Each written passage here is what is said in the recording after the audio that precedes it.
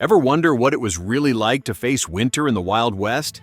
No, not the Hollywood version where cowboys just throw on a stylish duster and call it good. I'm talking about the holy crap, my coffee froze solid and now I'm drinking sadness popsicles kind of winter.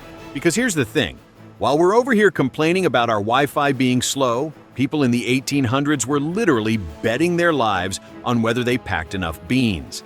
So buckle up, because we're about to dive into the unglamorous reality of frontier winter survival. And trust me, it's more Game of Thrones than it is Yellowstone. Picture this, it's 1875. You're somewhere between middle of nowhere and absolutely nowhere, and the nearest Starbucks is about 150 years in the future. Winter's coming, and unlike Jon Snow, you actually know something about what that means. The Wild West wasn't just cowboys and saloons, people. We're talking about families, miners, traders, and yes, even some actual cowboys, all trying to survive in a landscape that was basically Earth's way of saying, "You sure about this life choice?"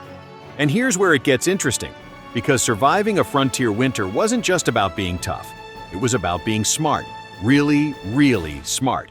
First rule of Wild West winter survival: don't be an idiot about where you set up camp. I know, revolutionary concept. See, while we think of the Wild West as this vast, uniform landscape of tumbleweeds and dramatic sunsets, the reality was much more complex. You had vast dry wastelands that turned into frozen hellscapes, mountains that would make Everest jealous, and prairies where the wind could literally blow you into next week. Smart settlers looked for what I like to call the Goldilocks zone. Not too exposed, not too isolated, but just right. Think natural windbreaks, access to water that wouldn't freeze solid, and proximity to fuel sources. Basically, they were doing site selection like they were planning a zombie apocalypse base, which, honestly, wasn't that far off. But here's the kicker. Even with perfect location scouting, Mother Nature was still the ultimate final boss. Now let's talk about food, because this is where things get really interesting. Forget your fancy meal prep containers. We're talking about survival rations that would make an MRE look gourmet. The key players? Salt pork, hardtack, beans, and if you were really living it up, some dried fruit. Imagine eating the same 5 ingredients for 4 months straight. It's like being on the world's most boring elimination diet, except the stakes are literally life or death. But here's what's fascinating.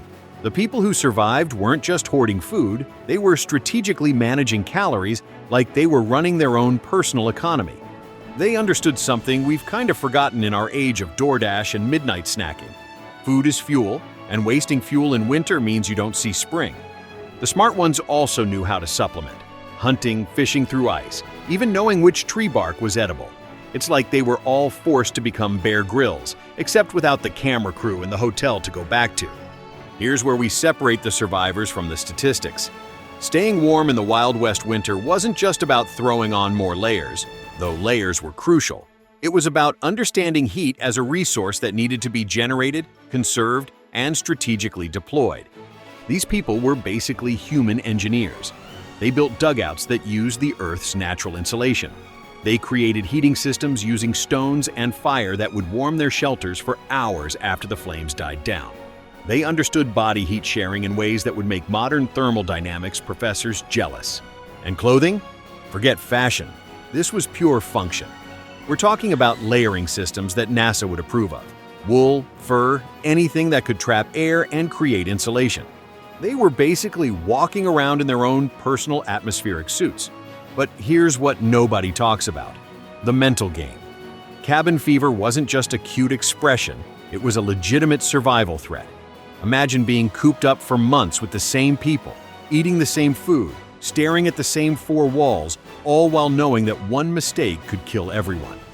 The survivors developed what we'd now recognize as serious coping strategies: storytelling, music, games, crafts, anything to keep the mind occupied. They understood something we're just rediscovering. Mental health is physical health, especially in extreme situations. And this brings us to maybe the most important survival strategy: community. The rugged individualist cowboy might make for good movies, but real frontier survival was a team sport. Families helped families. Neighbors shared resources. Communities created support networks that could mean the difference between making it to spring or becoming a cautionary tale. It's like they instinctively understood that cooperation was the ultimate evolutionary advantage. So, what's the takeaway here? Well, beyond the obvious, modern heating systems are amazing. These frontier survivors teach us something profound about human adaptability and intelligence.